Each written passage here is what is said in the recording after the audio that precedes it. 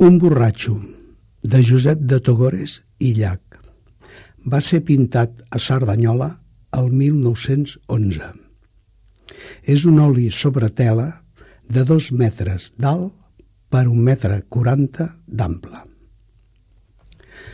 Descripció física.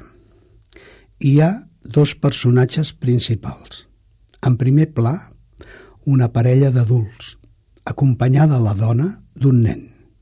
L'escena és sorprenent i s'ha d'explicar. En un paratge natural, embolcallat de corpulents i abundosos pins-pinyers, la Pineda de les Fontetes de Cerdanyola, l'home ocupa el lloc principal. La mirada dels visitants s'adreça amb força cap a aquesta figura. L'home porta robes que no són les seves. Han estat triades per l'obra d'art. Uns pantalons marrons, de llana, descordats, mostren els calçotets blancs. Al tors, una jaqueta rogenca, amb brodats daurats, damunt una camisa grisosa, barba i bigoti i un barret de cop al cap. Tot plegat, molta prestància. Els braços en l'aire concentren l'atenció. El de la dreta, un got de vi, i el de l'esquerra, la mà fent petar els dits. La dona asseguda a una cadira, amb el nen a la falda, porta un vestit beix, de tacte suau, cobert per un davantal i una tovallola. L'infant d'1 o 2 anys és un nen ros, vestit amb una saia blanca. Altres components de la pintura, en segon terme, són un grup de 4 nens, 5 gallines i una 15ena de pins-pinyers. Un dels nens, possiblement fill, s'agafa al coll de la dida, mentre que els altres 3 li fan burla i fins i tot n'hi ha un que li fa pam i pipa. Els colors principals del quadre són 4.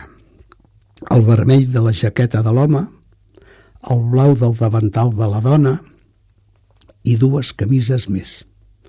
El marró dels pantalons de l'home i del vestit de la dona i el verd dels pins. Descripció narrativa. El quadre Un borratxo és una de les obres més representatives del període de Cerdanyola. Els 2 personatges centrals són el Quirze i la Manuela, masovers de la Torre del Pi, la casa pairal del pintor, i ella també dida d'en Togores. L'artista vol representar la relació entre els estiuejants barcelonins i la població local de Cerdanyola, la qual cosa significa posar de manifest les desigualtats socials. Un dels nens fa burles del nen agafat al coll de la dida. L'home amb el got de vi té un rostre animós, somrient i una mirada sorneguera, dubitativa i fugissera.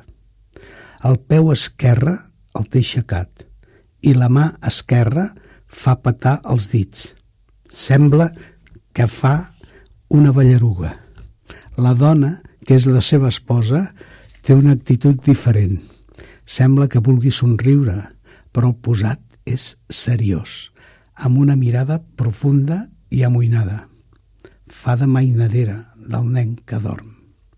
En definitiva, una excel·lent obra pictòrica on la parella protagonista apareix envoltada de gallines, nens i un seguici de pins-pinyers.